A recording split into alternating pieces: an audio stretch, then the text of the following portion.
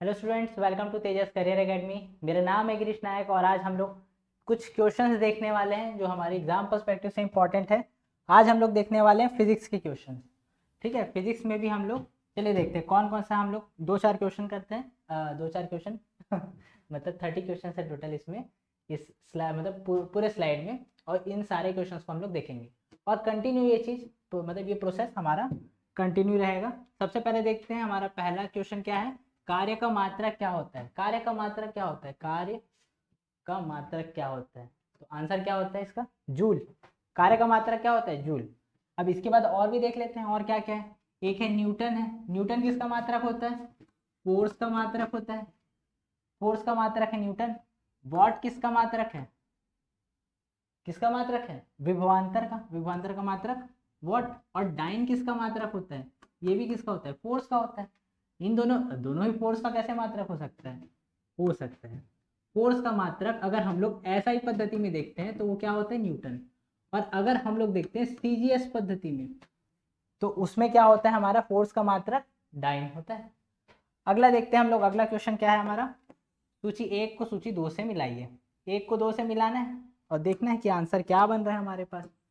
तो सबसे पहले देखते हैं उच्च वेग। वेग स्पीड के बारे में बात करें तो स्पीड का मात्रक क्या है इससे? मैक। अब अगला है हमारा तरंग दैर्घ्य। तरंग दैर्घ्य मतलब ये लंबाई है, लंबाई के बारे में बात कर रहा है। और लंबाई का मात्रक क्या होता है? इन सभी में लंबाई का मात्रक कौन सा है? एंगस्ट्रॉम। ठीक है, तो इसमें आएगा मतलब फर्स्ट मतलब ए का आएगा 1, बी का आएगा 2, सी का दाब। दाब का मात्रक क्या होता है? पास्कल।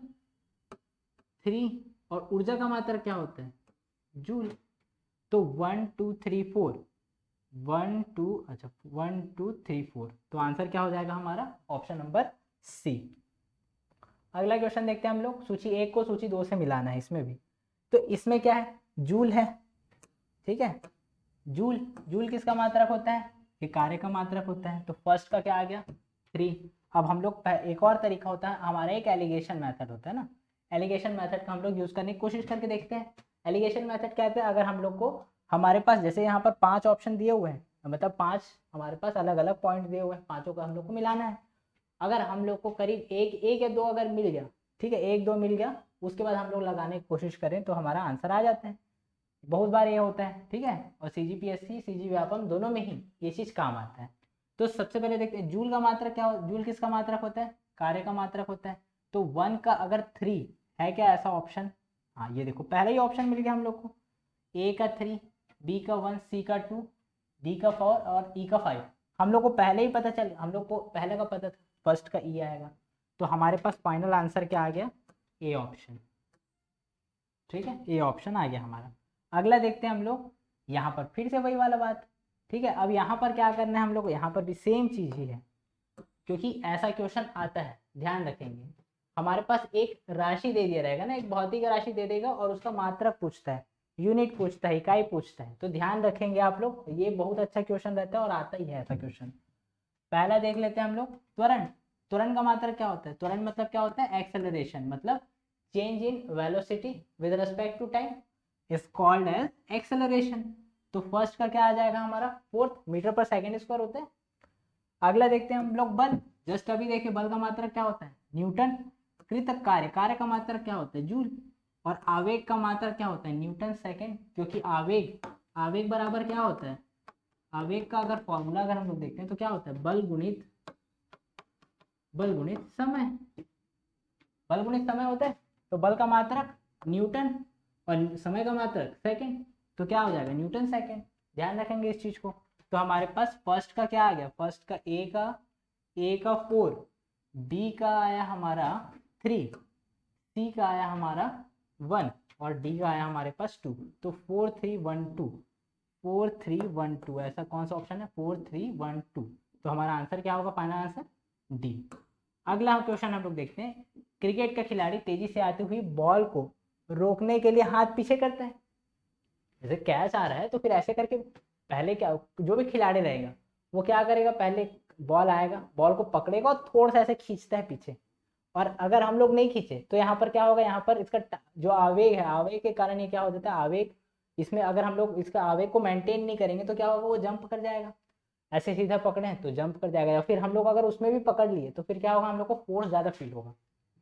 ठीक है, तो अगर हम लोग को ज़्यादा फोर्स फील हो रहा है तो फिर हम लोग को पकड़ने में समस्या होगी। हम बॉल पकड़ रहे हैं तो आसानी से पकड़ ली, कुछ और चीज़ को पकड़ना रहेगा तब समस्या हो जाएगी। कुछ बड़ा चीज़ को फेंक रहे हैं तो ऐसे पकड़ के थोड़ा सा पीछे खींचते हैं। तो पीछे खींचने के पीछे क्या कारण क्या है, हमारे पास ऑप्शन क्या क्या दिया है, बॉल विश्राम की स्थिति में आ सकती है, बॉल त्वरित स्थिति में रह सकती है, हो सकता है कि उससे कम बल लगाने की आवश्यकता हो सकता है उससे अधिक बल लगाने की आवश्यकता हो। तो पहली बात तो इससे क्या होगा, हम लोग को जो मतलब जो फोर्स लगेगा हम लोग रोकने के लिए वो कम पड़ेगा हम लोग को, तो हम लोग कम बल लगाने की हम लोग को आवश्यकता पड़ेगी। अगला हम लोग देखते हैं बल गुणनफल है बल का। अच्छा, फॉर्मूला क्या होता है फोर्स का फॉर्मूला देखो, अलग अलग जगह बल का अलग अलग जगह फॉर्मूला, मतलब अलग अलग जगह अलग अलग फॉर्मूला हो जाता है। जैसे अगर हम लोग इलेक्ट्रिक फील्ड में बात करें तो फोर्स के लिए फॉर्मूला अलग होता है, अगर हम लोग मैग्नेटिक फील्ड की बात करें तो फोर्स का फॉर्मूला अलग रहता है। अगर हम लोग नॉर्मली हम लोग यहाँ पर बल लगा रहे हैं, यहाँ पर अगर द्रव्यमान और हम लोग आयतन की बात करें तो वहाँ पर भी फॉर्मूला अलग हो जाता है। तो फोर्स के बहुत सारे फॉर्मूले, तो अगर हम लोग सीधा देख रहे हैं यहाँ पर क्या क्या आ रहा है, एक द्रव्यमान है, वेग है, द्रव्यमान, त्वरण, भार, वेग और भाग और त्वरण। मतलब हम लोग को इसको डायनेमिकली, जो हम लोग न्यूटन का सेकेंड लॉ होता है हम लोग उसके अकॉर्डिंग अगर इसको सॉल्व करने की कोशिश करें तो क्या होता है, second law F equal to M into A, जो हमारा संवेग में परिवर्तन की दर जो रहती है उसमें लगने वाले बल के अनुक्रमानुपाती होती है। यही तो होता है हमारा न्यूटन की गति का द्वितीय नियम। तो न्यूटन की गति के द्वितीय नियम को हम लोग अगर मैथमेटिकल फॉर्म में अगर देखते हैं तो क्या होता है, F equal to M A होता है। तो F equal to M into A, अब एम क्या है, द्रव्यमान, और ए क्या है, एक्सेलरेशन। तो द्रव्यमान और त्वरण का अगर गुणनफल करेंगे तो क्या मिलेगा हम लोग को, बल। तो हमारा आंसर क्या होगा, बी। अगला क्वेश्चन देखते हैं हम लोग, जब कोई व्यक्ति चंद्रमा पर उतरता है तो उसके शरीर में उपस्थित क्या होगा, उसमें उपस्थित क्या होगा। देखो अब हमारे पास चार ऑप्शन दिया हुआ है, क्या होगा अगर वो चंद्रमा पे उतरेगा कोई, ठीक है, कल्पना चावला उतरी उसमें चंद्रमा में उतरी, तब फिर वहां पर क्या हुआ उस चीज को अगर देखते हैं। अच्छा, वो नहीं उतरी थी ना, नील आर्मस्ट्रॉन्ग उतरा था। लेकिन हम लोग अगर मैं उतर जाता हूँ, ठीक है, मैं चल दिया, ठीक है, एस्ट्रोनॉट बन के चले गया, तो फिर मेरे में क्या क्या एक्टिविटी हो सकता है इनमें से पॉसिबल, उस चीज़ को हम लोग देखते हैं। पहला क्या दिया है, पदार्थ की मात्रा में परिवर्तन होता है, मतलब मेरी मात्रा में परिवर्तन, मतलब अगर मैं अभी 60 किलो का हूँ तो फिर मेरा वेट कम हो जाएगा, 55 किलो हो जाएगा, ऐसा बोल रहे हैं पहली बात। दूसरी बात क्या होता है, भार घट जाता था मात्रा अपरिवर्तित रहती है, मतलब मेरे में जितना भार था, मतलब जो हमारा देखो, एक होता है वेट और एक होता है मास, ठीक है। वेट, अच्छा मास क्या होता है, मास मतलब जो एक्चुअल वेट, मतलब एक्चुअल में जितना मात्रा है हमारे, जैसे अगर किसी बॉडी के बारे में बात करें, अगर किसी वस्तु की जितनी मतलब वास्तव में उसमें जितनी मात्रा है उसको बोलते हैं उसका मास, ठीक है, उसका उसका कितना, उसका वैल्यू कितना है वो क्या कहलाता है, मास। और अगर हम लोग अगर वेट की बात करें तो उसमें क्या रहता है, जो मास रहेगा वो वेट एक टाइप का ना फोर्स होता है, जो जैसे अगर हम लोग ग्रेविटी के साथ में अगर बात करें तो वेट क्या होता है, एम इंटू जी। एम इंटू जी मतलब ग्रेविटी क्या है, ग्रेविटी एक फोर्स लगाती है, ग्रेविटेशनल फोर्स होता है, वो कार्य कर रहा है अगर, तो उसका वेट बढ़ जाएगा। अगर बिना ग्रेविटी के अगर कोई पर्सन कहीं पर घूम रहा है, ठीक है, बिना ग्रेविटी वाले एरिया में अगर घूम रहा है तो फिर उसका क्या होगा, वेट जो होगा वो यहाँ पर वहाँ पर वेट क्या हो जाएगा, जीरो हो जाएगा सीधा सीधा, क्योंकि वहाँ पर ग्रेविटी जीरो है। अगर जीरो ग्रेविटी की बात करें तो जीरो है। अगर हम लोग देखते हैं ये हमारा पृथ्वी है, पृथ्वी का ये है विषुवत रेखा, ठीक है, इक्वेटर, ये हमारा पोल। अब देखो जो ग्रेविटी का वैल्यू होता है सबसे ज्यादा कहाँ होता है, पोल में होता है। कितना होता है, 10 मीटर पर सेकेंड स्क्वायर, दोनों पोल में होता है। और सबसे कम कहाँ रहता है, इक्वेटर पे, कितना रहता है, 9.8 मीटर पर सेकेंड स्क्वायर, याद रखेंगे वैल्यू को, 9.8 मीटर पर सेकेंड स्क्वायर, यहाँ पर इक्वेटर में सबसे कम और पोल में सबसे ज़्यादा ये होता है। अब देखो ग्रेविटी का वैल्यू अगर बढ़ते जाएगा तो हम लोग का वेट बढ़ते जाएगा, यही कारण है अगर हम लोग इक्वेटर में खड़े होकर अपना वेट देखते हैं तो अलग वेट दिखाएगा, और अगर हम लोग पोल में जाके अगर वेट देखते हैं तो अलग दिखाएगा।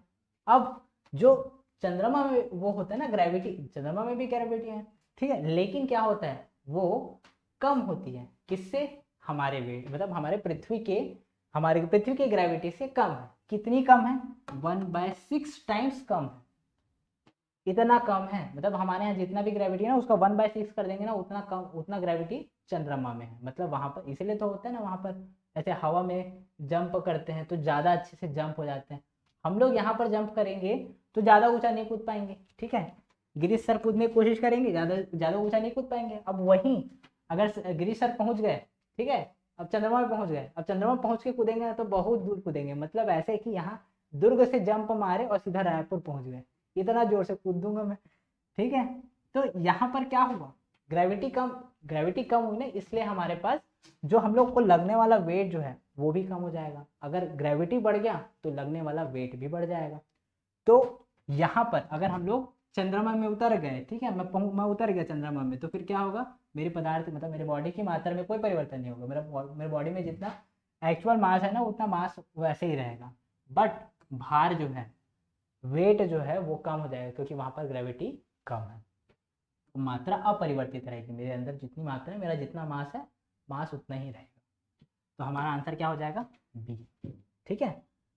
अब अगला देखते हैं हम लोग, यदि हम भूमध्य रेखा से ध्रुवों की ओर जाते हैं तो जी का मान, जस्ट अभी देखें ग्रेविटी क्या होता है, ठीक है। तो अच्छा, ग्रेविटी होता क्या है, एक बार छोटा सा हम लोग देख भी लेते हैं, हो सकता है कुछ लोगों को ना पता हो। हमारा ये पृथ्वी है, ये सेंटर है, तो ये सेंटर से ना एक फोर्स लगते रहता है हमारे ऊपर, जो अपने साइड खींचने की कोशिश करते रहता है। हम लोग को दिखाई नहीं देता कि कौन खींच रहा है ऐसे करके, बट खिंचाते रहता है।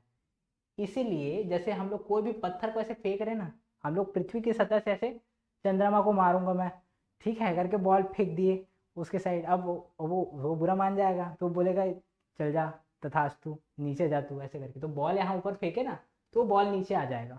अब वो चंद्रमा नहीं लाएगा, क्या है, पृथ्वी जो है उससे बहुत प्रेम करता है, तो वो उसको मारने नहीं देना चाहता, वो खींच देता है।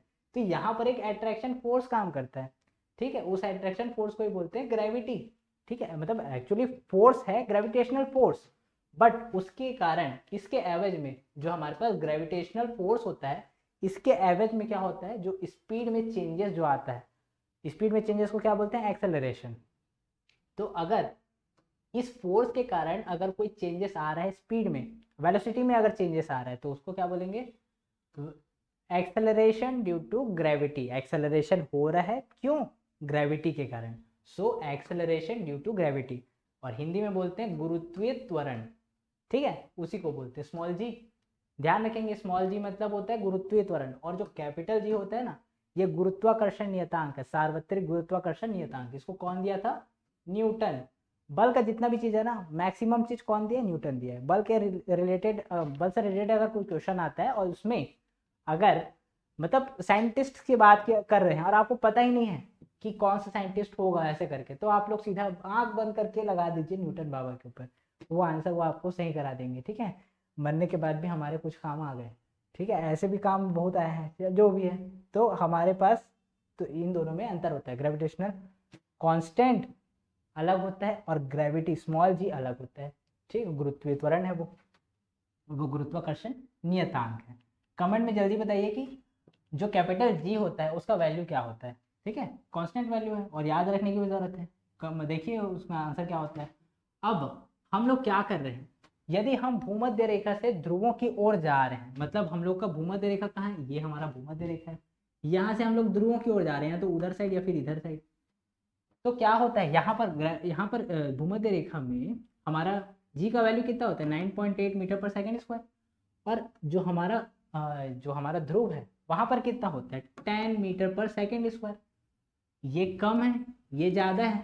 तो जब हम लोग भूमध्य रेखा से ध्रुवों की ओर जाएंगे, चाहे नीचे वाले ध्रुव मतलब साउथ पोल के साइड जाए, चाहे नॉर्थ पोल के साइड जाए, दोनों के केस में क्या होगा, जी का वैल्यू क्या होता है, इंक्रीज होता है। ध्यान रखेंगे, तो जी का मान क्या होगा, बढ़ता है, ठीक है, ये आंसर आएगा। अगला हम लोग क्वेश्चन देखते हैं, पृथ्वी की सतह की तुलना में चंद्रमा की सतह पर अधिक ऊंचा क्यों उछल सकता है। जस्ट अभी देखिए हम लोग क्यों उछल सकते हैं, क्योंकि ग्रेविटी का वैल्यू वहां पर कम होता है। और कितना कम होता है, 1/6 टाइम्स कम होता है।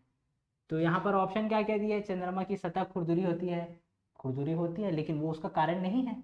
चंद्रमा का कोई वायुमंडल नहीं होता, वायुमंडल होता है, लेकिन वहां पर मतलब प्रॉपर वायुमंडल नहीं बोल सकते वहां पर, ठीक है। अब अगला क्या है, चंद्रमा में गुरुत्वाकर्षण के कारण पृथ्वी की तुलना में कम होता है। मतलब जो गुरुत्वाकर्षण जो है ना, गुरुत्वाकर्षण के कारण त्वरण, जो एक्सेलरेशन ड्यू टू ग्रेविटी, वही गुरुत्वीय त्वरण जो है वो क्या रहता है, पृथ्वी की तुलना में कम रहता है। बिल्कुल सही बात है। कितना कम रहता है? 1/6 टाइम्स कम होता है। तो हमारा आंसर क्या होगा? Final answer C. ठीक है। अच्छा, चौथा ऑप्शन क्या दिया था? चंद्रमा पृथ्वी से अधिक ठंडा होता है। इसका पता नहीं क्या लॉजिक से है। ठीक है, अब अगला देखते हैं। पानी से भरी डार्ट लगी बोतल जमने पर टूट जाएगी। ठीक है, तो डार्ट लगी बोतल मतलब वो कॉर्क लगा देते हैं ना, जैसे अगर हम लोग पानी भर दिए, बॉटल में पानी भर दिए और कॉर्क लगा दिए, फिर उसका जो वॉल्व है ना उसको बंद कर दिए और हम लोग रख दिए फ्रिज में, क्योंकि फ्रिज में रखेंगे ना तब जमेगा। अब मनाली जाके जमाएंगे वो अलग, ज़्यादा खर्चा हो जाएगा। ठीक है, घूमने फिरने का अलग। ठीक है, अगर खर्चा का क्या है, तो होना ही है, अगर जाना है तो होना ही है। तो उतना खर्चा नहीं कर रहे हैं हम लोग, घर में ही मनाली बना दिए। ठीक है, तो हम लोग बॉटल में पानी भर के फ्रिज में रख दिए, फ्रिज में रख दिए। अब वो क्या होगा? जमेगा। जमेगा तो क्या होता है, जो हमारे पानी का आयतन होता है, लिक्विड का जो हमारे पानी का जो आयतन होता है ना, पानी का जो वॉल्यूम होता है, वो जो बर्फ के आयतन से क्या होता है? कम होता है। मतलब जो हमारा आइस है एक, और एक है हमारा वाटर। ठीक है, इन दोनों का अगर हम लोग कंपैरिजन करें आयतन के अकॉर्डिंग, तो आइस का आयतन जो है वो अधिक रहता है, वाटर का कंपैरेटिवली कम होता है। तो जब हम लोग ठंडा कर दिए ना, जमा दिए उसको, वाटर को जमा दिए, तो फिर क्या हो जाएगा? उसका ये जो हमारा वॉल्यूम है वो इंक्रीज हो जाता है। वॉल्यूम इंक्रीज होने के कारण क्या होता है? बॉटल फट जाता है। तो यहाँ पर क्या होगा? जमने पर जल का आयतन बढ़ जाता है, एक लिमिट से ज़्यादा हो गया, मतलब फटेगा तो नहीं, लेकिन बॉडी मतलब उसका पूरा डैमेज हो जाता है। अगला हम लोग देखते हैं, सड़क पर चलने की अपेक्षा बर्फ पर चलना कठिन है, क्यों? सोचिए, क्यों कठिन है? हम लोग जब चलते रहते हैं ना, हम लोग वैसे नॉर्मली चल रहे हैं, तो उसमें हम लोग क्या कर रहे हैं? हम लोग एक फोर्स लगा, देखो हम लोग दो टाइप का सरफेस हो सकता है जिसमें चल सकते हैं। एक तो एकदम एकदम फिसलने वाला, ठीक है, एकदम फिसलने वाला एक सरफेस है, और एक सरफेस ऐसा है जो थोड़ा खुरदुरा है। खुरदुरा सरफेस क्या होता है? खुरदुरा सरफेस में अगर हम लोग चलना चाहेंगे ना तो आसानी से चल पाएंगे। अब अगर इसको ऐसे समझिए ना, एक एग्जांपल के थ्रू समझिए। आपके घर में नॉर्मल नॉर्मल टाइल्स लगा हुआ है ना, टाइल्स में चल रहे हो आप तो आसानी से चल पा रहे हो, क्योंकि उसमें थोड़ा सा ग्रिप रहता है। अब उसी सरफेस पे, उसी टाइल्स में अगर मैं तेल गिरा दूं बहुत सारा, ठीक है, मेरा छोटा भाई आया, मेरी छोटी बहन आई, वो बोली भैया ये क्या है? भैया ये तो तेल है। भैया बता रहे तेल है। तो इससे क्या करते हैं? सब्जी बनाते हैं। तो पूरे रूम में सब्जी बनाऊंगी, पूरा तेल को पूरा फैला दी रूम में। अब आई मम्मी, मम्मी गिर गई फिसल के। तो ये क्यों हुआ? क्योंकि वो क्या हुआ, उसका सरफेस का जो दो परत है ना, जैसे हमारा ये पैर का परत, हमारा पैर का सरफेस है, और ये है हमारा, ये हमारे पैर का सरफेस है, और ये हमारा सरफेस है जमीन का। इनके बीच एक ना बल लगता है, फ्रिक्शनल फोर्स, घर्षण बल, जिसके कारण हम लोग चल पाते हैं। अगर ये फोर्स ना लगे ना, फोर्स ना लगे तो हम लोग फिसल के गिर जाएंगे, या फिर अगर कम हो जाता है तो भी हम फिसल के गिर जाते हैं। ठीक है, तो यहाँ पर अब जब बर्फ रहेगा ना, बर्फ का सरफेस क्या है? एकदम सपाट रहता है बहुत ज़्यादा, मतलब कंपैरेटिवली अगर हम लोग नॉर्मल सड़क से कंपेयर कर रहे हैं, तो सड़क से तो ज़्यादा वो फिसलने वाला रहेगा ना, तो उसमें अगर हम लोग चलना चाहेंगे ना तो बहुत बहुत गिरेंगे। ठीक है, क्योंकि उसमें और गिरेंगे तो लगेगा भी। अब गिरेंगे, लगेगा, जो भी है, ठीक है, सर फूटेगा, आँख लगेगा, जो भी है, होगा क्या? नुकसान हम लोग को है। तो हम लोग चल नहीं पाएंगे, चलना क्या हो जाएगा? कठिन हो जाएगा। क्यों? क्योंकि वहां पर घर्षण कम हो गया। अब हम लोग ऑप्शन देख लेते हैं क्या क्या है हमारे पास। बर्फ सड़क से अधिक सख्त होती है, सख्त होती है क्या? ठीक है, ये हो सकता है, बट ये कारण नहीं है। अगला ऑप्शन, सड़क बर्फ से सख्त होती है, ये लेकिन एक जायज़ कारण नज़र नहीं आ रहा है। ठीक है, जब हम अपने पैर से धक्का देते हैं तो बर्फ कोई प्रतिक्रिया व्यक्त नहीं करती। मतलब हम लोग जब चल रहे हैं ना, तो हम लोग जमीन पे एक फोर्स लगाते रहते हैं। ये है एक हमारा पर्सन, अच्छा नहीं चलो मैं ही छू, ठीक है, मैं चलूंगा, तो चलूंगा ना तो अपने पैर से ना जमीन को धकेलने की कोशिश करूंगा। जमीन धकेलाएगा ना तब मैं आगे बढ़ पाऊंगा। अगर जमीन को अगर मैं धकेल नहीं पाया तो मैं चल भी नहीं पाऊंगा। ठीक है, तो जब मैं जमीन को धकेलता हूँ ना, जमीन को धकेल रहा हूँ मतलब पीछे के साइड, तो जब एक, जैसे न्यूटन का गति का तृतीय नियम है, क्या है कि एक क्रिया के बराबर और विपरीत दिशा में प्रतिक्रिया बल लगती है। ठीक है, अब थोड़ा बहुत तो आप लोग पढ़े होंगे, ऐसा मैं मान के चलता हूँ कि क्रिया प्रतिक्रिया बल क्या होती है, न्यूटन की गति का तृतीय नियम क्या होता है, तो ये कम से कम इतना पता रहना चाहिए। और नहीं पढ़े हो तो फिर समस्या है भाई, तो क्लासेस ज्वाइन करो फिर। तो यहाँ पर हम लोग क्या कर रहे हैं, बल लगा रहे हैं पीछे की ओर। पीछे की ओर बल लगाएंगे ना तो जो जमीन है ना वो हमारे ऊपर बल लगाता है। हम लोग आगे बढ़ रहे हैं ना, मैं आगे बढ़ रहा हूँ ना, तो जमीन मेरे ऊपर बल लगा रहा है, मैं जमीन के ऊपर पहले लगाया बल, फिर जमीन जब बल लगाया ना तब मैं उस बल का यूज करके मैं आगे बढ़ पा रहा हूँ। मैं ही नहीं, आप लोग भी, कोई भी हो, अगर आगे बढ़ रहे हैं तो उसमें प्रतिक्रिया बल जरूरी है, प्रतिक्रिया बल लगा तब जाके आगे बढ़ पाए। ठीक है, तो अब ये आगे बढ़ रहे हैं, तो यहाँ पर क्या हुआ, लेकिन अगर सरफेस अगर एकदम फिसलने वाला है ना, एकदम फिसलाऊ जमीन है, तो उसमें ये बल मैं ठीक से लगा नहीं पाऊंगा, मैं अच्छे से धकेल नहीं पाऊंगा जमीन को। तो जमीन को अच्छे से धकेल नहीं पाऊंगा तो मेरे ऊपर बल भी अच्छे से नहीं लग पाएगा। तो यहीं पर ये बात है, जब हम पैरों से धक्का देते हैं तो बर्फ कोई प्रतिक्रिया व्यक्त नहीं करती। मैं ही नहीं दिया हूँ तो वो कैसे देगा बल, मतलब जो बर्फ है वो भी ज़्यादा प्रतिक्रिया बल नहीं दे पाएगा, तो मैं आगे नहीं बढ़ पाऊंगा, तो चलना कठिन हो जाएगा। तो हमारा आंसर क्या होगा ये। अब अगला हम लोग क्वेश्चन देखते हैं। दलदल में फंसे व्यक्ति को लेट जाने की सलाह दी जाती है, क्यों? ये देखो, क्यों लेट जाएगा भाई? तो होता क्या है, जब कोई भी बल लगने वाला है ना, ये हमारा दलदल है, दलदल में गिर रहे हैं गिरीश सर, ठीक है, हर जगह गिरीश सर को गिरा दो, ठीक है, नाम से गिरीश, तो गिरीश गिरीश गिरीश, ठीक है, तो गिरीश सर गिर गए किसमें, दलदल में। अब दलदल में जब गिर गए ना तो फिर क्या होगा, अब मेरे को पता चलता है, मैं साइंस का स्टूडेंट हूँ, ठीक है, साइंस का टीचर हूँ, तो मैं क्या करूँगा, मेरे दिमाग में काम आएगा कि अच्छा, मतलब मैं पढ़ा हूँ ना, साइंस पढ़ा हूँ, देखो साइंस के बहुत सारे उपयोग हैं, हम लोग लाइफ में भी यूज़ करते हैं, हम लोग समझ नहीं पाते हैं, और टीचर लोग को बोलते हैं कि अरे यार सर क्या पढ़ाए थे आप, हम लोग अपने लाइफ में यूज़ ही नहीं कर पाए। तो सर तो पढ़ाए थे ठीक ठाक, हम लोग को यूज़ करने नहीं आया, लेकिन मेरे को आ गया।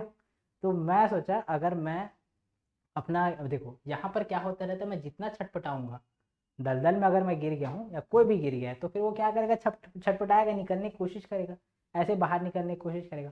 बट होगा क्या, जितना ज़्यादा नीचे की ओर कोशिश करेंगे ना उतना ही हमारा, हम मतलब नीचे नीचे से बाहर निकलने की कोशिश करेंगे, हम लोग कोशिश कर रहे हैं बाहर निकलने का, सीधा सीधा बाहर निकलने का। तो एक क्रिया के बराबर और विपरीत दिशा में क्या होती है, प्रतिक्रिया बल लगती है, तो जितना हम लोग निकलने की कोशिश करेंगे उतना ही धंसते चले जाते हैं। ये होती है हमारे दलदल में घुसने की कहानी।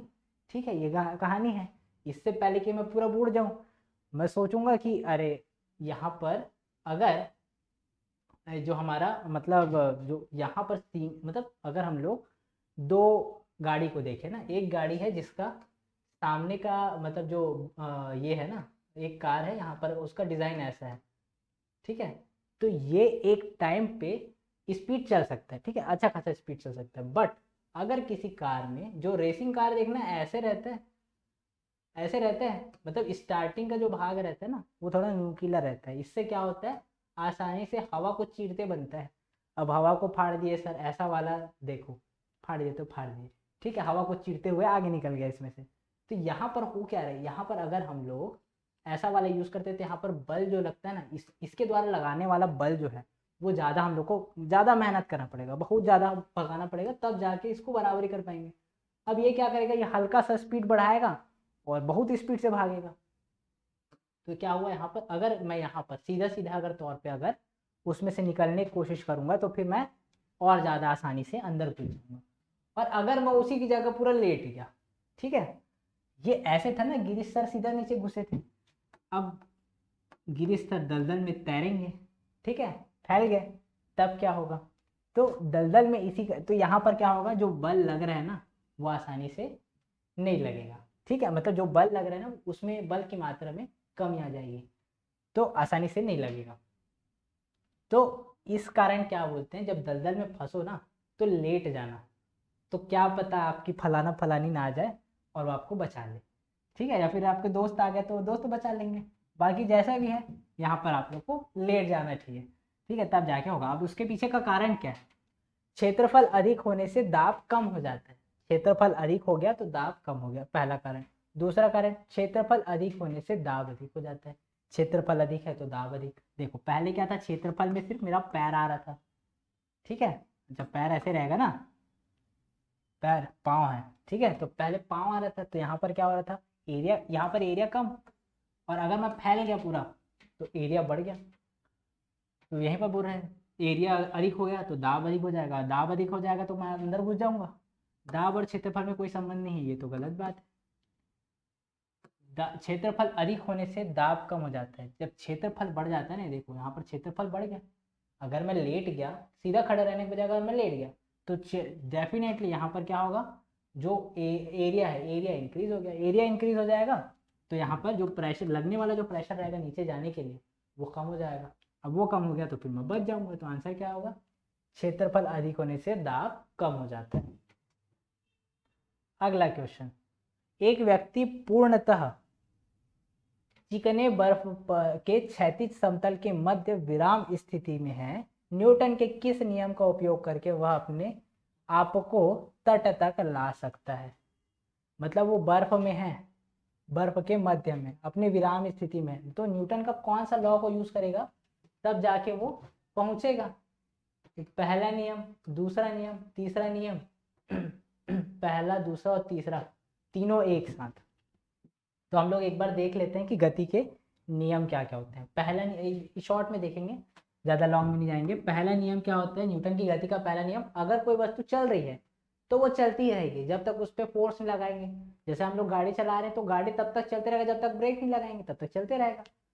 और अगर कोई चीज़ रुका हुआ है, जैसे अगर गाड़ी खड़ा हुआ है, गाड़ी खड़ा है, जब तक उसको चला नहीं रहे हैं, उसमें जब तक किक नहीं मारेंगे, जब तक उसको सेल्फ स्टार्ट नहीं करेंगे, तब तक वो आगे बढ़ेगा नहीं। यही है जड़त्व का नियम, अगर कोई वस्तु स्थिर है तो स्थिर रहेगी जब तक उसमें कुछ एक्सटर्नल फोर्स ना लगाया जाए।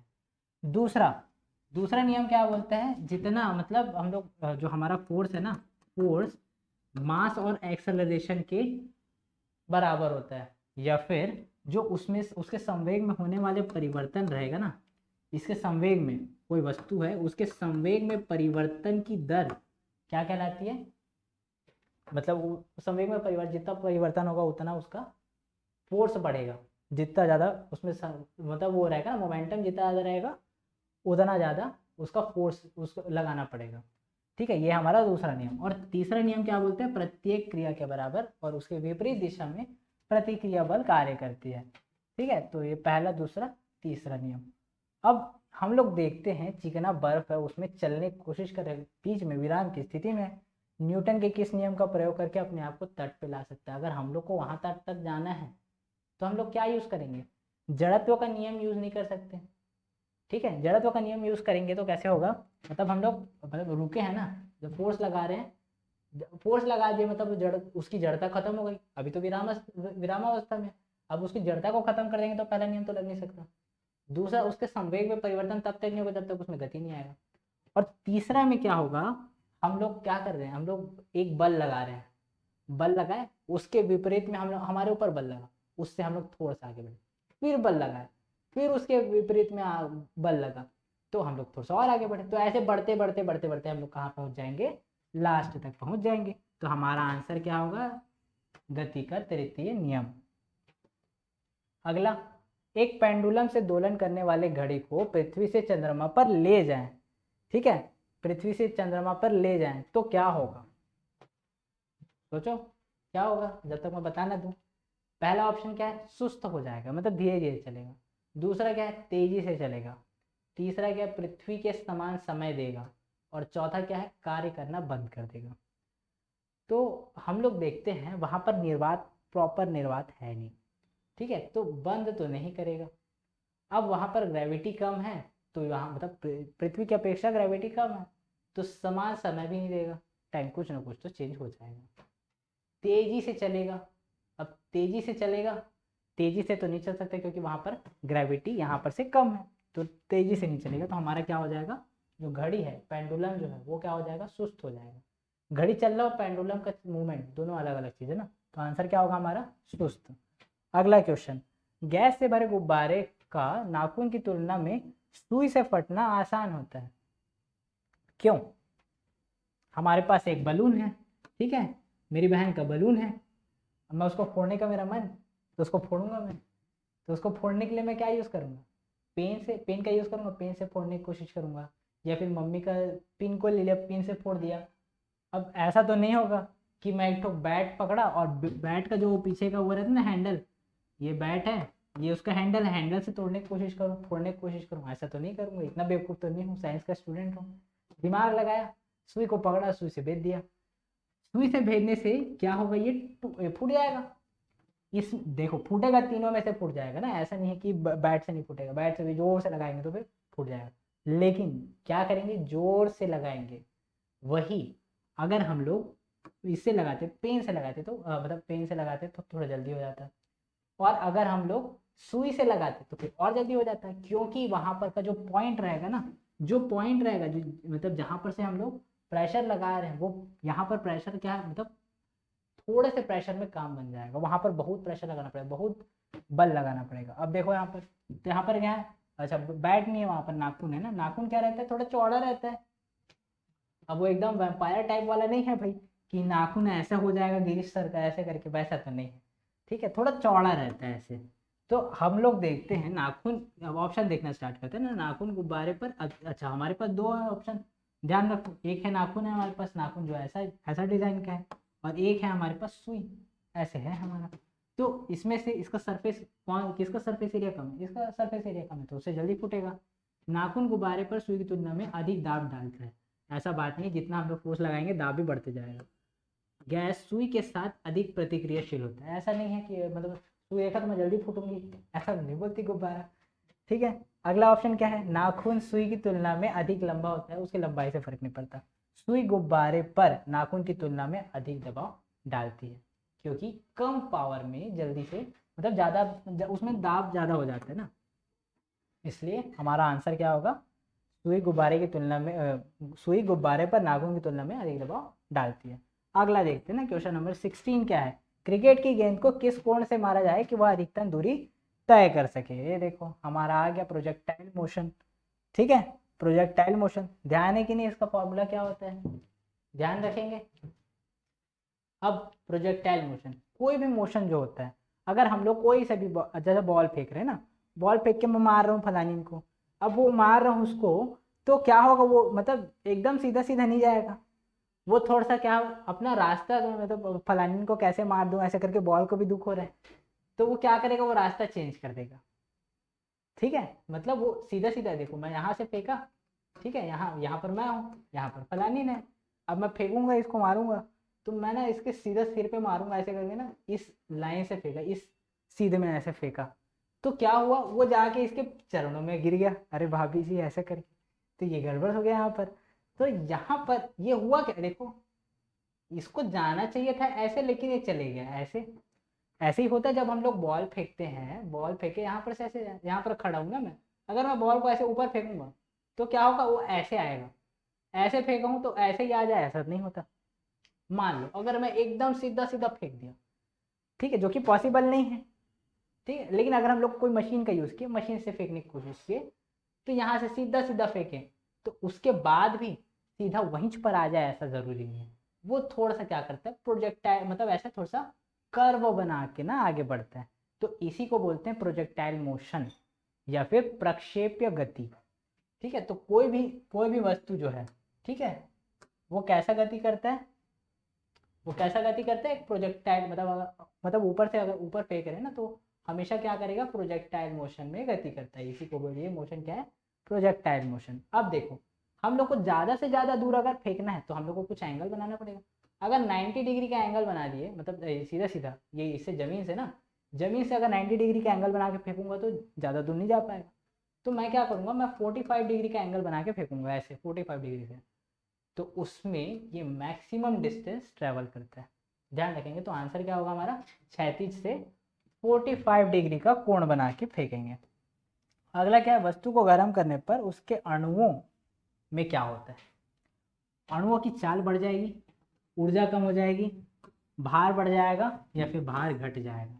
तो क्या होता है, जब हम लोग किसी भी, मतलब हम लोग गर्म करते हैं ना, जैसे हम लोग पानी को गर्म करते हैं, पानी को गर्म करते हैं तो क्या होता है, जो बुलबुला रहता है वो ऊपर जाता है, तो यहाँ पर क्या होता है, ये मूवमेंट कर रहे हैं ना, आगे बढ़ रहा है, तो उसका स्पीड बढ़ गया, तो आंसर क्या होगा हमारा, ऑप्शन नंबर ए। अगला क्वेश्चन हमारा क्या है, वस्तु का ताप सूचित करता है कि संपर्क करने पर ऊष्मा कैसा मतलब कैसा गति करती है, कैसा क्या करती है। तो पहला क्या है, उस वस्तु की अपेक्षा, उस वस्तु से अपेक्षाकृत अधिक ताप पर वस्तु में प्रवाहित होगी। दूसरा, अपेक्षाकृत कम ताप में वस्तु में, देखो सीधी बात, चाय रखे हम लोग, चाय सबके मतलब सब चाय प्रेमी है ना, तो हम लोग चाय बना लेते हैं। ये हमारा चाय है, ठीक है, ये चाय है। अब ये हमारा चाय का रखे हम लोग गरम गरम गरम गरम चाय। अब हम लोग वेट कर रहे हैं कि फलानी आएगी तब फिर पिलाएगी अपने हाथ से, ठीक है। अब वेट करते करते करते करते रह गए, उसके बाद फिर नहीं आऊँगी बोल दी फ़ोन करके। चलो छोड़ो, अब अपने से अपने हाथ का यूज़ कर लेते हैं, अपने हाथ से ही पी लेते हैं। अब पिए तो क्या हो गया, पचर्रा। क्यों? क्योंकि ठंडा हो गया। ठंडा क्यों हुआ? क्योंकि जो टेम्परेचर जो रहता है ना, जो ऊष्मा जो रहती है, ऊष्मा का जो हमारा जो हीट है ना, वो कैसे ट्रांसफ़र होती है, अधिक ताप से कम ताप की ओर। जहाँ पर ज़्यादा टेम्परेचर रहेगा ना, वहाँ से क्या होगा, हाई टेम्परेचर से लो टेम्परेचर के साइड वो प्रवाहित होती है। तो जब हम लोग चाय को देखते हैं ना, चाय मान लेते हैं अगर एकदम उबाल के रखें, उबलता क्या होगा, पानी जो कब बोलते हैं 100 डिग्री सेल्सियस में, हम लोग मान लेते हैं एकदम उबला हुआ पानी नहीं, मतलब उबला हुआ चाय नहीं है, एकदम तेज तेज नहीं है, नहीं पी पाएंगे, ठीक है। तो ये 70 डिग्री मान लेते हैं, ठीक है, 70 डिग्री सेल्सियस में पानी चाय है हमारा। अब इन्वायरमेंट जो है, एक नेचुरल टेम्परेचर क्या रहता है, अगर हम लोग छत्तीसगढ़िया हैं तो छत्तीसगढ़ में मतलब एक औसत तापमान कितना रहता है, 35 के आसपास रहता है, 30-35 ऐसा रहता है एक नेचुरल टेम्परेचर जो रहता है। अब ये कम है कि ये कम है, ये कम है, तो ये मतलब बाहर इन्वायरमेंट जो है, इन्वायरमेंट का टेम्परेचर कम है, चाय का टेम्परेचर ज़्यादा है, तो ताप कहाँ से आएगा, अधिक ताप से कम ताप की ओर। तो चाय का जो गर्मी है ना, यहाँ से निकल के मतलब ये अधिक ताप से कम ताप की ओर जाएगा, तो मतलब उसमें इन्वायरमेंट में वो घुल जाएगा, खो जाएगा। इसका एक और एग्जांपल समझते हैं। गर्मी के मौसम में पानी को आप बाल्टी में रख के, मतलब आपको हीटर का जरूरत नहीं पड़ेगा, आप पानी को गर्म कर, मतलब पानी को भर लो बाल्टी में और धूप में रख दो। अब क्या होगा, पानी गर्म हो जाएगा। पानी का एक नेचुरल टेम्परेचर कितना, मतलब मान लेते हैं अगर 10 to 15 डिग्री सेल्सियस में रहा होगा पानी, ठीक है। जब हम लोग पानी भरे, बोर का पानी भरे, एकदम ठंडा ठंडा, ठंडी टाइम, गर्मी टाइम में ठंडा पानी आता है, ठीक है। तो ये पानी आया, अब इस पानी को हम लोग रख दिए धूप के सामने। अब उस टाइम पे टेम्परेचर कितना रहता है, 35, मतलब 35 से ज़्यादा रहता है ना, 40 to 45 मान लेते हैं, एकदम बिकट गर्मी है, 40 to 45 डिग्री टेम्परेचर चल रहा है। उस टाइम पे अगर हम लोग पानी को रखेंगे तो यहाँ पर होगा क्या, जो ऊष्मा है वो क्या होता है, ऊष्मा हुआ, उसका तो नियम वही है कि वो अधिक ताप से कम ताप की ओर चलेगी। तो ये अधिक ताप है, यहाँ से कम ताप की ओर जाएगी, मतलब ये बाल्टी में 15 डिग्री सेल्सियस है, बाहर में 45 डिग्री सेल्सियस है, तो ऊष्मा जो है वो कहाँ से कहाँ जाएगी, 45 डिग्री से 15 डिग्री की ओर जाएगी, तो पानी गर्म हो जाएगा। तो इन सब उसी हिसाब से देखते हैं हम लोग, वस्तु का ताप सूचित करता है, संपर्क करने पर ऊष्मा जो है वस्तु की अपेक्षा अधिक ताप की वस्तु में प्रवाहित होगी, नहीं, अपेक्षाकृत कम ताप की वस्तु में उस वस्तु से प्रवाहित होगी, उस वस्तु से जो गर्म है उससे कम ताप की प्रवाहित होगी। तो आंसर क्या होगा हमारा, बी।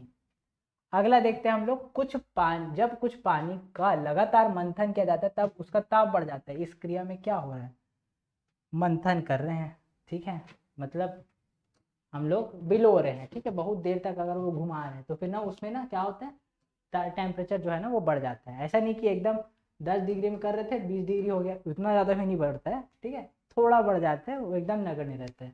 तो उसमें होता क्या है, ऊष्मीय ऊर्जा का रूपांतरण ऊष्मीय ऊर्जा में होता है, ऊष्मा ऊर्जा का रूपांतरण ऊष्मीय ऊर्जा, ये तो फिर दोनों एक ही चीज़ है, ठीक है। अब ऊष्मीय ऊर्जा का रूपांतरण ऊर्जा में होता है, देखते हैं। यांत्रिक ऊर्जा का रूपांतरण ऊष्मीय ऊर्जा में होता है, देखते हैं।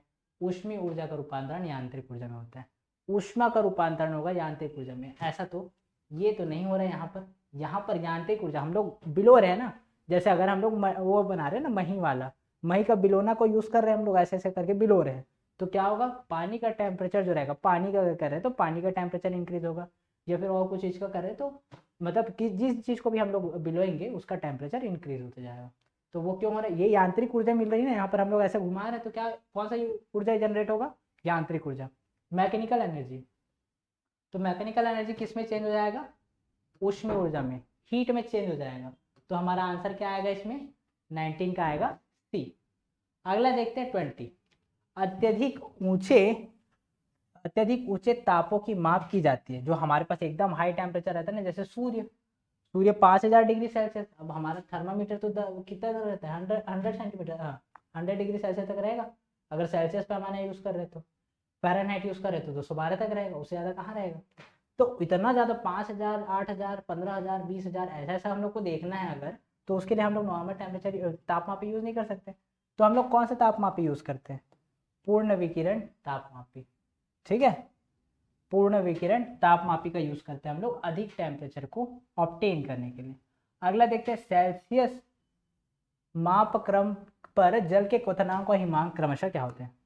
क्वथनांक और हिमांक, क्वथनांक क्वथन से बना है क्वथनांक, और हिम से बना है हिमांक।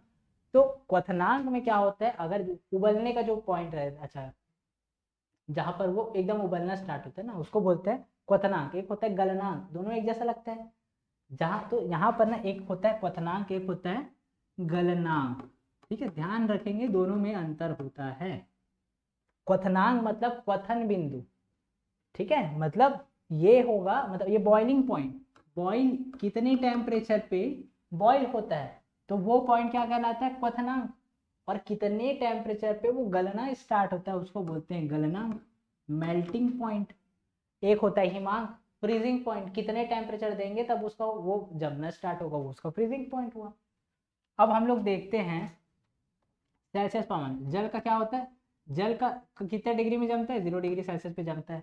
और वो कितने मतलब कितने टेम्परेचर पे उबलता है, 100 डिग्री सेल्सियस पे। अब देखो पहले क्या दिया है, क्वथनांक, यहीं पर कंफ्यूजन होगा। पहले दिया है क्वथनांक, तो आंसर में भी पहले क्वथनांक होना चाहिए। यहाँ पर क्वथनांक 0 डिग्री में क्वथनांक होता है क्या, नहीं होता, 100 डिग्री सेल्सियस में होता है, इसलिए ये वाला आंसर गलत हो जाएगा। जल्दबाजी में यहीं पर निपटेंगे। पहले क्वथनांक बोल रहा है तो पहले 100 डिग्री आना चाहिए, पहले 100 डिग्री आया। उसके बाद क्या बोल रहा है, हिमांक, हिमांक में कितना आना चाहिए, 0 डिग्री आना चाहिए। तो पहले 100, उसके बाद फिर 0 डिग्री। अगला आते हैं हम लोग सेल्सियस तापक्रम में जल के क्वथनांक हिमांक। अच्छा रिपीट हो गया ये क्वेश्चन तो, ठीक है चलो आगे करते हैं ना, स्किप करते, सेम क्वेश्चन हो गया है। अब देखो मानव शरीर के सामान्य तापक्रम 98.4 डिग्री फ़ारेनहाइट होता है। देखो एफ लिखा है ना, मतलब फ़ारेनहाइट, सी लिखा है तो सेल्सियस, आर लिखा है तो र्यूमर, ध्यान रखेंगे।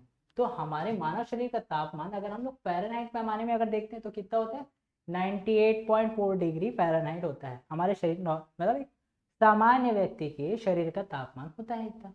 अगर हम लोग उसी को देख रहे हैं सेल्सियस में, डिग्री सेल्सियस में देख रहे हैं, तो कितना होता है, हमारे पास 4 ऑप्शन दिए, आंसर क्या है 36.89, 8 होता है 36.8 डिग्री सेल्सियस में ना।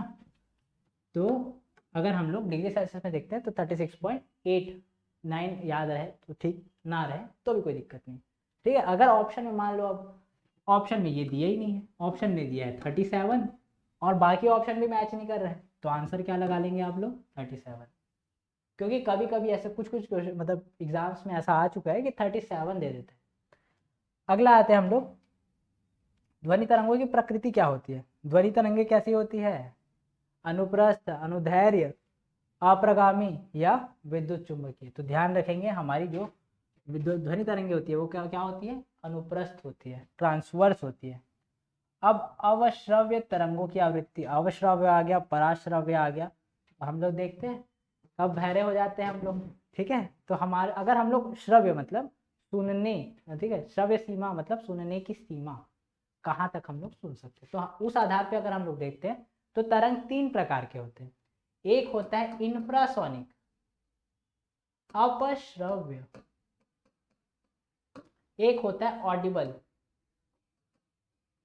मतलब श्रव्य, और एक होता है अल्ट्रासोनिक,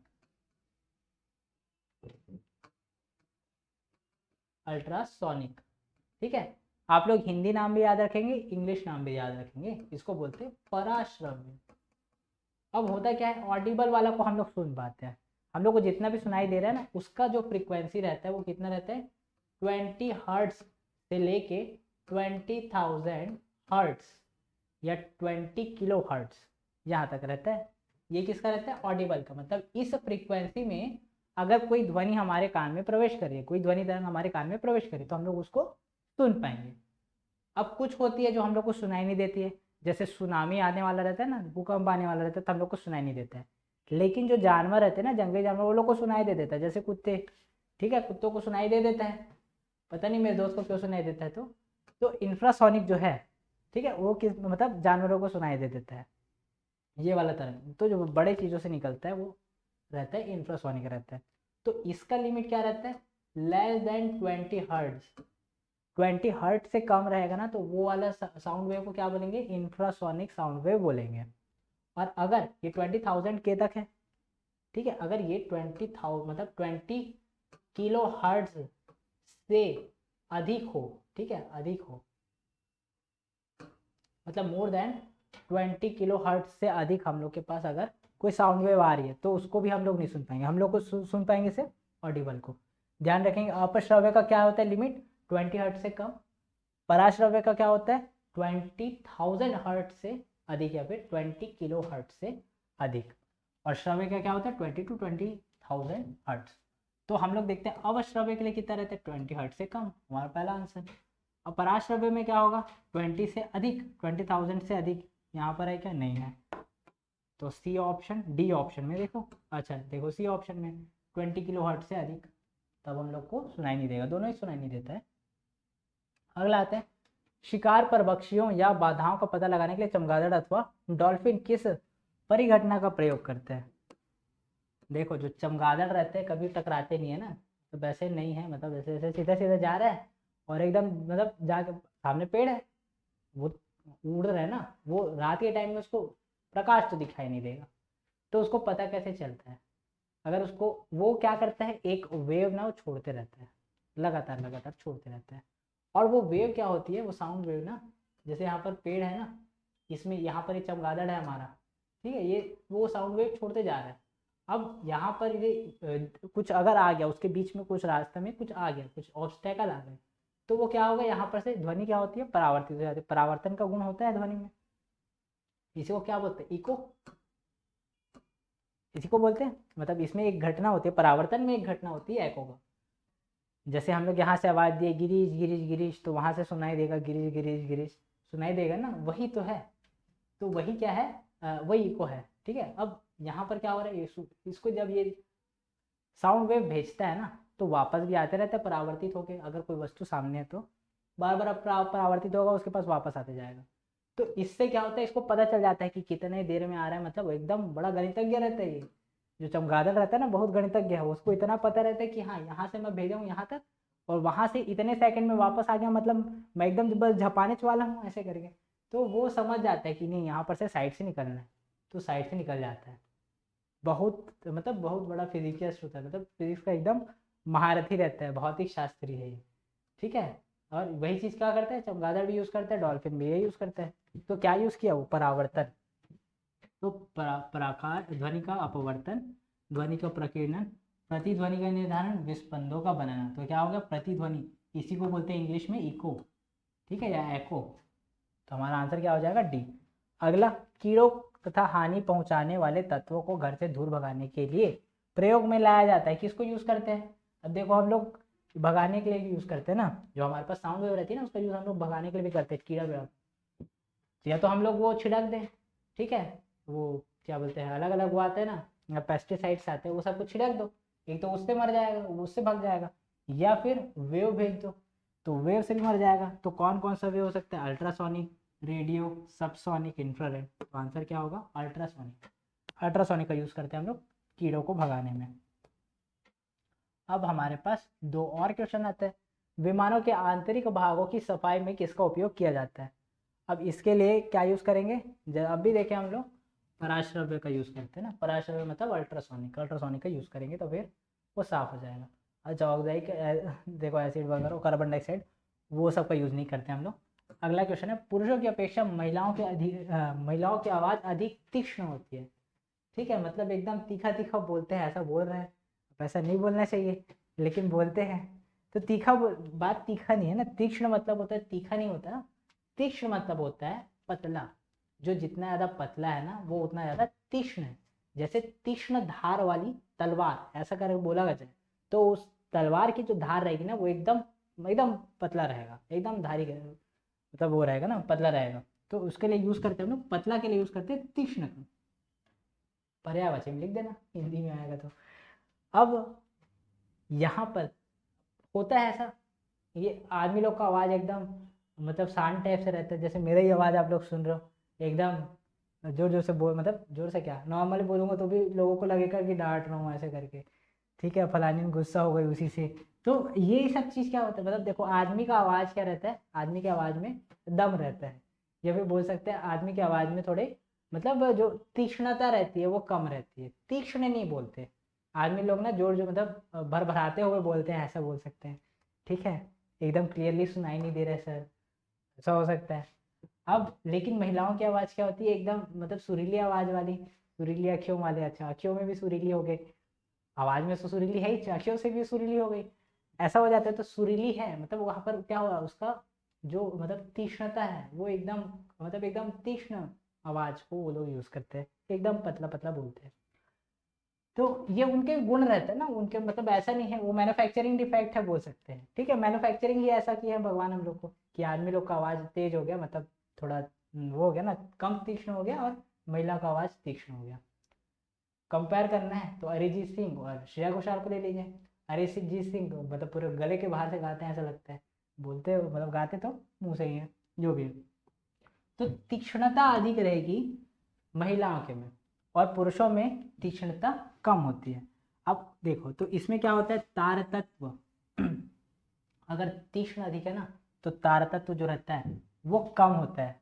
अधिक तीक्ष्णता मतलब तीक्ष्णता कब आएगी, कब तीक्ष्ण होगा, जब तारतत्व जो है, देखो तारतत्व मतलब होता है गाढ़ापन, ठीक है, इसको सिंपली गाढ़ापन से मान के चलो ना।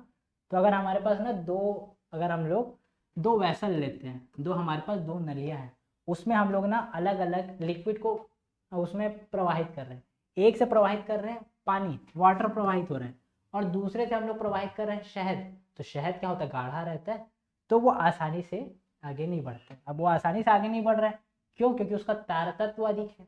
वही चीज़ होता है पुरुषों में, गाढ़ापन अधिक रहता है आवाज़ में, ठीक है, ऐसे एकदम रफ लैंग्वेज में अगर बोला जाए तो आवाज़ का जो गाढ़ापन है ना वो ज़्यादा रहता है, इसलिए तीक्ष्ण नहीं रहता है। और महिलाओं में क्या होता है, तारतत्व जो रहता है वो कम रहता है, इसलिए तीक्ष्णता अधिक रहती है। तो आंसर क्या होगा हमारा, आंसर नंबर सी। तो ये हुआ हमारा पहला सेट, ऐसा ही और कंटिन्यू रहेगा हमारा साइंस का, पहले साइंस करेंगे फिर और भी सब्जेक्ट्स हैं, सबको एक एक करके धीरे धीरे करते जाएंगे। तो आज के लिए बस इतना ही, थैंक यू।